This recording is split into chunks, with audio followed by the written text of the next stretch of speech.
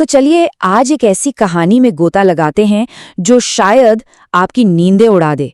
ये कहानी है एक सर्जन की, जिसका जुनून था मौत को हराना, लेकिन उसकी इस कोशिश का अंजाम इतना भयानक हुआ कि सोचा भी नहीं जा सकता। और कहानी शुरू होती है एक बहुत ही अजीब और डरावने सवाल से। एक मुर्दा घर का चौकीदार हमारे हीरो से पूछता है, सर आप इतनी लाशों का करते क्या हो? ये एक सवाल, बस एक सवाल, पूरे माहौल में एक अजीब सा डर और रहस्य भर देता है ना? ये सवाल सिर्फ उस चौकीदार के मन में नहीं था, यही सवाल था जो हमारे नायक समीर के दिमाग में घर कर गया था कि कोई इंसान मरने के बाद दोबारा जिंदा कैसे हो सकता है। बस यही एक जिद थी, एक जुनून, जिसने इस पूरी कहानी को जन्म दिया। तो मिलते हैं समीर से। दिन के उजाले में वो एक ब्रिलियंट सर्जन है, लोगों की जानें बचाता है, लेकिन रात के अंधेरे में उसका एक बहुत ही गहरा और खौफनाक राज है। एक ऐसा शौक जिसके बारे में सुनकर ही रोंगटे खड़े हो जाएं, मुर्दों पर प्रयोग करना ताकि वो मौत को हरा सके। समीर को लगता था कि वो जो कर रहा है ना, वो गलत नहीं है, वो विज्ञान के लिए, इंसानियत के लिए कुछ बड़ा कर रहा है। और जब उस चौकीदार ने हिम्मत करके अपनी चिंता जताई तो समीर ने पता है क्या जवाब दिया? उसने कहा, मैं खुद मरकर वापस जी उठा हूं। इससे साफ पता चलता है कि वो खुद को शायद भगवान ही समझने लगा था। तो अब आते हैं उसके पहले बड़े प्रयोग पर, एक ऐसा प्रयोग जो एक टर्निंग पॉइंट था, जिसने उसकी बर्बादी का रास्ता तय कर दिया। उसका तरीका बड़ा क्लिनिकल था, बिल्कुल एक साइंटिस्ट जैसा। पहले लाश को एक कांच के चेंबर में रखा, फिर उसमें कुछ केमिकल्स का मिक्सचर डाला, चेंबर में धुआं भरने लगा और वो बस इंतजार कर रहा था कि कुछ हो। देखिए, एक तरफ विज्ञान है, केमिकल्स हैं, और दूसरी तरफ एक ऐसा नतीजा जिसे विज्ञान समझा नहीं सकता। यही तो इस कहानी का सबसे डरावना हिस्सा है। और पता है क्या हुआ? उस धुएं के बीच लाश की आंखें खुल गईं। एक पल के लिए समीर को लगा बस उसने कर दिखाया, उसने नामुमकिन को मुमकिन कर दिया। लेकिन जैसे ही लाश को बाहर निकाला, वो फिर से बेजान थी, बिल्कुल बेजान, एक टोटल फेलियर। और इस नाकामी ने उसे रोका नहीं, बल्कि उसके जुनून को, उसके पागलपन को और भड़का दिया।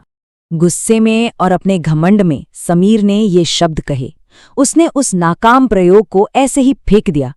पर वो ये नहीं जानता था कि जब वो जा रहा था तो वो लाश बाहर से उसे देख रही थी और उसके चेहरे पर एक अजीब सी, डरावनी सी मुस्कान थी। ये एक इशारा था कि खेल अभी शुरू हुआ है। तो मुर्दों को जिंदा करने का प्लान तो फेल हो गया, लेकिन समीर हार मानने वालों में से नहीं था। उसका जुनून अब एक नए और शायद पहले से भी ज्यादा खतरनाक रास्ते पर निकल पड़ा। उसने सोचा, अगर मैं मुर्दे को जिंदा नहीं कर सकता तो क्या मैं एक अक्स से जिंदगी बना सकता हूं? उसका मानना था कि आईने के उस पार एक दूसरी दुनिया है। और इस बार वो कामयाब हो गया। लेकिन ये एक ऐसी कामयाबी थी जो उसे बहुत महंगी पड़ने वाली थी। देखिए, आईने के इस पार असली समीर था, बिल्कुल आजाद, हाथ साफ, पूरा कंट्रोल में। लेकिन आईने के अंदर जो समीर था वो अपनी जगह पर जम गया था। उसके हाथ खून से सने हुए थे और वो बस लगातार घूर रहा था, जैसे किसी चीज का इंतजार कर रहा हो। समीर को लगा उसने जीत हासिल कर ली। वो अपनी जीत के नशे में इतना चूर था कि उसे ये एहसास ही नहीं हुआ कि उसने अपना हमशक्ल नहीं बल्कि एक शैतान को आज़ाद कर दिया था, एक ऐसी चीज जिस पर उसका कोई कंट्रोल नहीं था। और ये बात उसे बहुत जल्द पता चलने वाली थी। और बस यहीं से सारा खेल पलट जाता है।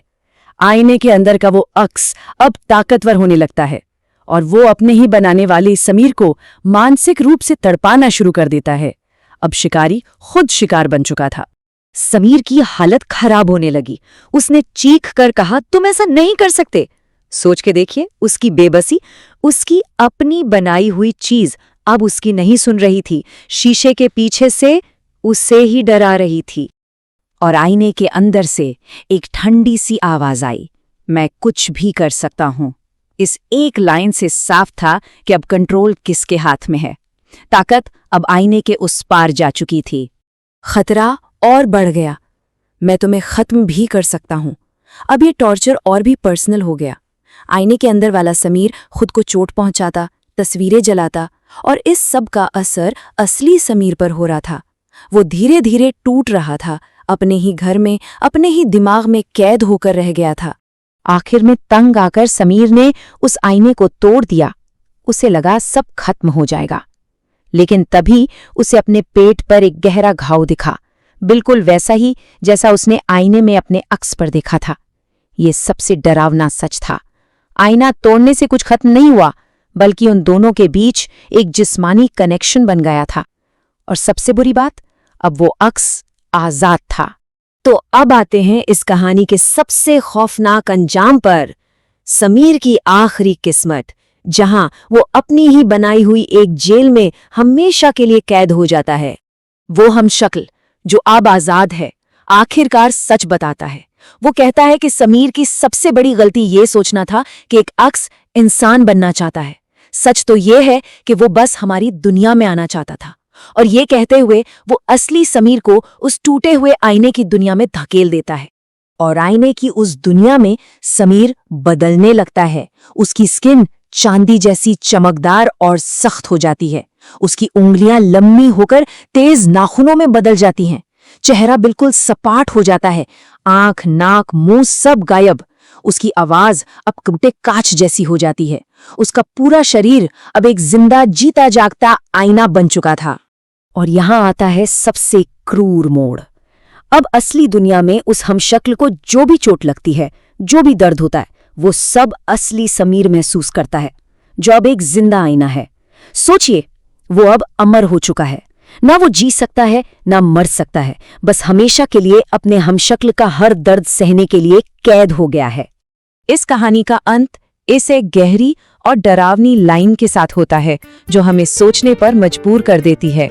ये समीर की उस जेल की असलियत बताती है जो उसने अपने लिए खुद बनाई थी। एक ऐसी कैद जिससे शायद कोई कभी नहीं बच सकता।